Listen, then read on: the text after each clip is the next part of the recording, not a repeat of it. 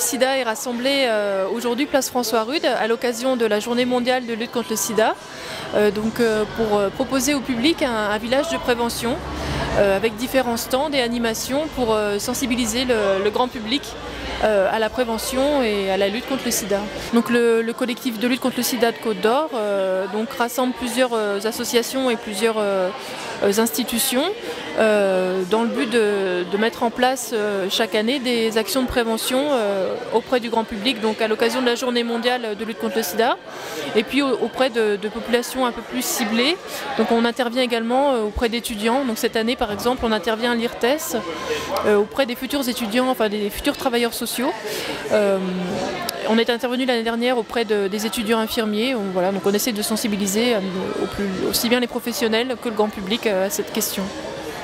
Donc aujourd'hui on est ici pour mettre l'accent sur le port du préservatif, puisqu'on a constaté récemment un certain relâchement au niveau des pratiques. Donc on essaye aujourd'hui d'inciter les personnes à utiliser les préservatifs aussi bien masculins que féminins, avec donc une distribution gratuite de préservatifs et puis un stand où on fait des démonstrations de l'utilisation des deux préservatifs. Oui, ça reste très méconnu du grand public. Donc c'est différent au niveau de l'utilisation et au niveau de la matière qu'il compose. On n'est pas sur du latex mais du polyuréthane, donc ce qui réduit les risques d'allergie pour les personnes qui l'utilisent. Et ça fait un peu peur puisque c'est quelque chose qui est beaucoup plus gros qu'un préservatif masculin.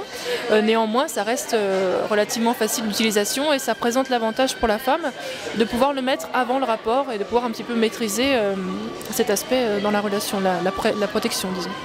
Donc on a un espace semi-ouvert où les personnes peuvent, avec des professionnels, apprendre à manipuler un petit peu ces préservatifs et voir comment on les utilise concrètement et comment ça se présente surtout. Parce que c'est vrai qu'on voit un gros emballage et on se demande à quoi ça ressemble concrètement. Bien sûr, oui, le sida touche de plus en plus les hétérosexuels, enfin de plus en plus. Ça ne touche pas plus les homosexuels que les hétérosexuels, c'est quelque chose qui peut toucher toutes les personnes, et de tous les âges aussi, pas uniquement les jeunes, puisqu'on constate également un relâchement au niveau de la prévention chez les personnes, chez les seniors, disons. Alors, l'épidémie de sida progresse toujours en France, bien entendu, puisqu'il y a toujours entre 6 et 7 000 personnes chaque année qui découvrent qu'elles sont séropositives. Une petite moitié sont des hommes homosexuels, bisexuels, et l'autre moitié sont des personnes hétérosexuelles.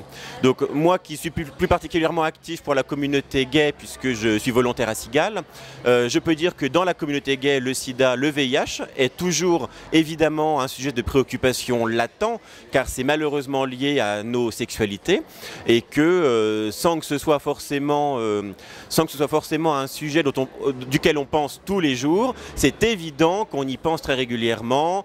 On y pense quand on va se faire dépister au CDAG, on y pense quand on veut engager une relation avec un nouveau partenaire, on y pense quand on va draguer par-ci par-là sur internet ou au sauna. Enfin, c'est un sujet qui est évidemment présent à l'esprit, pas forcément au premier plan tout le temps, mais très régulièrement, bien entendu, oui.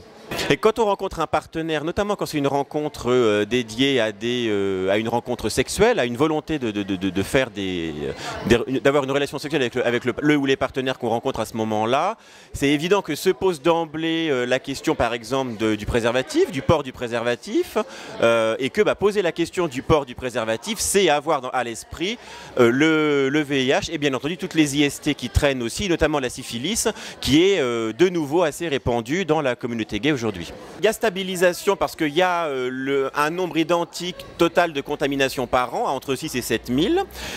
Malheureusement, pour le moment en France, le groupe des hommes gays et bisexuels est le seul sous-groupe en fait, où le nombre de contaminations ne baisse pas. Car dans les autres sous-groupes de contamination, que ce soit les migrants, les usagers de drogue, le nombre annuel baisse, alors que chez nous, chez les hommes gays et bisexuels, le nombre de contaminations annuelles stagne, ce qui signifie que d'année en année, le nombre d'hommes gays et bisexuels séropositifs augmente d'autant.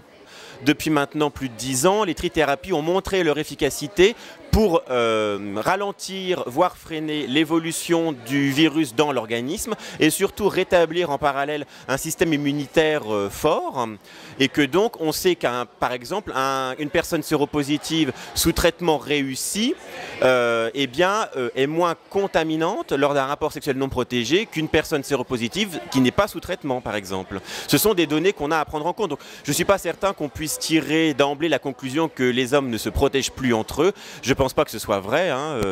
Sinon, l'épidémie serait certainement beaucoup plus développée qu'elle n'est encore. Elle l'est déjà beaucoup, notamment dans notre sous-groupe qui est les hommes gays et bisexuels, mais elle le serait peut-être encore plus si beaucoup de gays n'utilisaient pas le préservatif.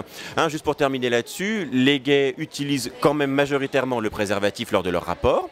Les gays se font beaucoup plus dépister, un nombre de dépistages beaucoup plus important au cours de l'année que la population générale, ce qui montre bien un souci de prendre soin de soi et de prendre soin des autres aussi.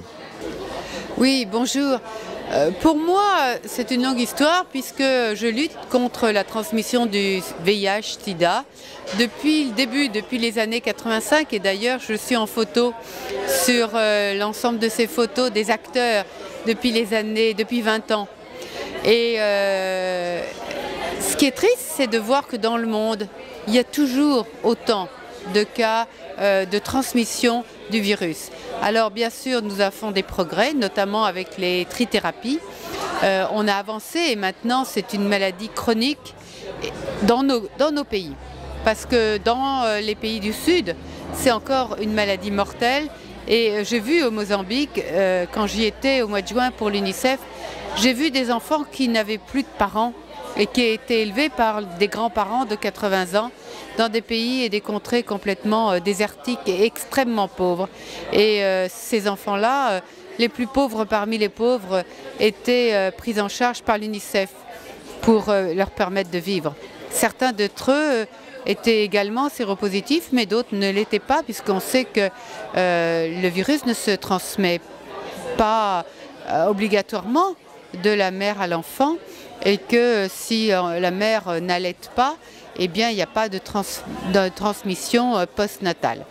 Il y a eu une prise en charge, une prise en compte de cette prévention très forte à la fin des années 80 et jusqu'au milieu des années 90-95. Et puis ensuite, c'est tombé. Les gens ont cru que parce qu'on avait fait des progrès avec les trithérapies, on avait gagné. En fait, on a gagné contre la mortalité dans nos contrées, mais on n'a pas gagné contre la prévention et contre la transmission. Et donc la prévention, c'est l'utilisation des préservatifs masculins, bien sûr, et puis féminins. Et le préservatif féminin est intéressant parce que là où la femme ne peut pas persuader son partenaire de mettre un préservatif, eh bien c'est bien qu'elle puisse, elle, mettre un préservatif. Il n'est pas facile à mettre, évidemment, et puis il est encore très cher. Donc c'est plus difficile que le préservatif masculin, mais il existe. Donc il faut encourager les femmes qui ne peuvent pas convaincre leur partenaire à utiliser le préservatif masculin, d'elles utiliser le préservatif féminin. Il est en vente dans toutes les pharmacies. Et bien sûr, à Dijon Ville Santé, on peut aussi se procurer tout ça. Et nous en mettons à disposition dans les centres de loisirs, l'été à la plage de Dijon, etc. Dijon est très active avec Dijon Ville Santé, bien évidemment. Et là, sous le chapiteau, il y a les agents de Dijon Ville Santé qui répondent toujours présents d'ailleurs et que je remercie parce qu'ils sont toujours présents samedi, dimanche, jour férié, partout et sur toutes les grandes thématiques de prévention.